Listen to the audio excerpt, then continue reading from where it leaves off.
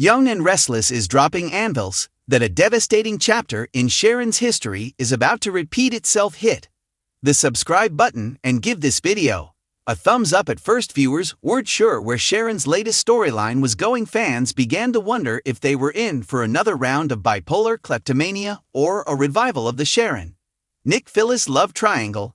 But as the plot's angle comes into sharper focus, it's clear that we may be headed for a repeat of history, but a much more devastating dover than we ever imagined. It all started with some off behavior on Sharon's part as she conversed with the likes of Adam and Chelsea in the coffee house. Then it was revealed through a chat with Nick that her doctors had changed up her bipolar meds. Sharon began to zone out a lot and seems to have become fixated on memories surrounding Cassie and her death during an exchange with Daniel, who was the drunk individual. Cassie was attempting to drive home from a party which crashed the car. Sharon again displayed unexpected behavior and flashed back to screaming accusations at the young man after the incident. Before she knew he wasn't the one driving the car, next something even stranger caught our attention. The writers penned an unlikely friendship between college-aged Faith and young teen Lucy Romalotti, Sharon's daughter and Daniel's daughter. We took that as a sure sign of where things were headed, but the angles kept coming. During Faith and Lucy's first sit down, the teen asked about college parties and mentioned drinking.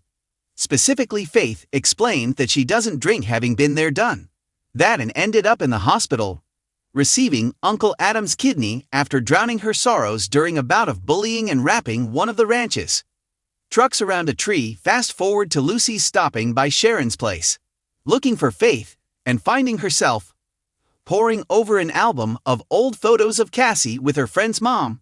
While Sharon didn't reveal Danny's role in Cassie's life-ending car wreck, Heather later alluded to it and said that it had taken Daniel a long time to get over his guilt, presumably for drinking too much, which led to the tragic circumstances. If Lucy's like any teen, we know it's not to end there, as Sharon warned Daniel she'll dig until she discovers that her father's drinking was the reason Cassie got behind the wheel that night. Considering that Daniel's drinking later in life broke up his family, it's bound to have an impact. This is where we get the chills if Lucy turns to partying to distract herself from her intense feelings about her father, and Faith runs to the rescue, leading to another car accident. It will be eerily similar to what happened with Daniel and Cassie, especially if one or both girls end up hospitalized and on death's doorstep as a result. But our premonition doesn't stop there. One has to consider the ominous music that was playing at the end of the Friday, July 12 episode. It could hardly be ignored, but it wasn't just playing behind the scenes in Sharon's home, but also accompanied the scenes of Victoria watching her children bond at Crimson Lights.